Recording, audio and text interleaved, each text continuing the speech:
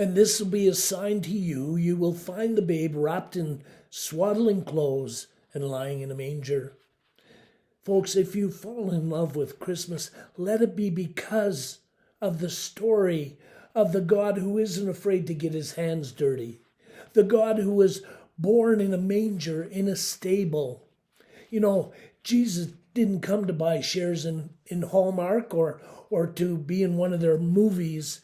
He came to bleed. The Lord Jesus Christ was born to bleed. In the original count, there are no coincidences.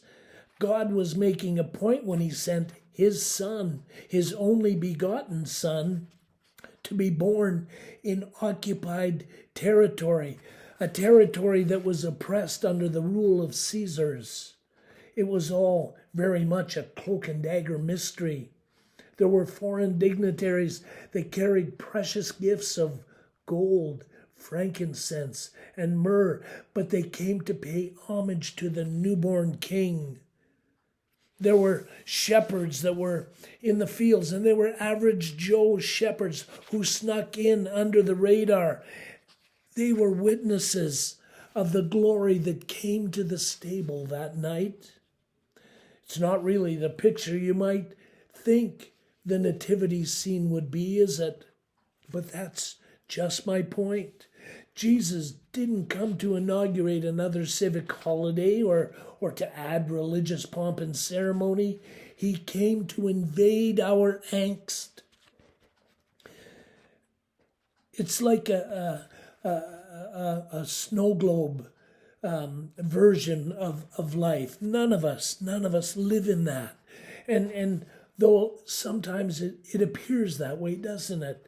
You know, there are all of the ingredients there. There's gently falling snow, and there's a couple walking hand in hand down the street, and carolers on the steps of the church singing.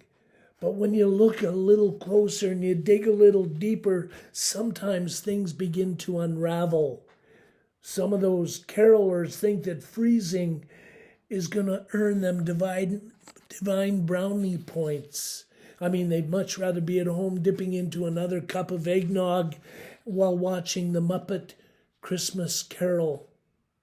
And that couple that's walking down the street hand in hand, maybe she's wondering if now's a good time to tell him of that bad doctor's report and that lovely snow.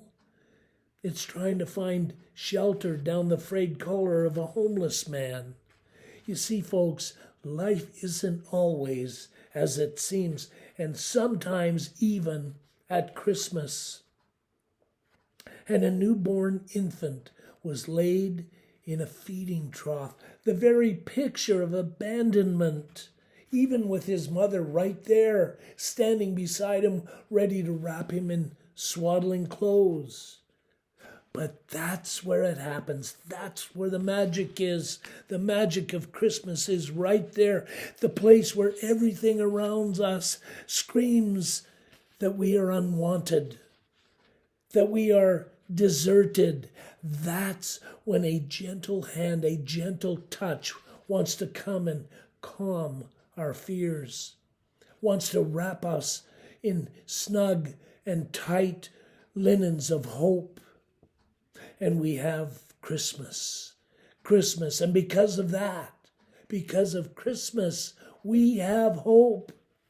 And so if you feel that pressure to keep up Christmas card appearances, but inside you're torn up, that the uncertainties are coming in like a winter frost, as they sometimes do, when you find yourself wondering, and maybe even whispering, this Christmas I just don't want to be alone.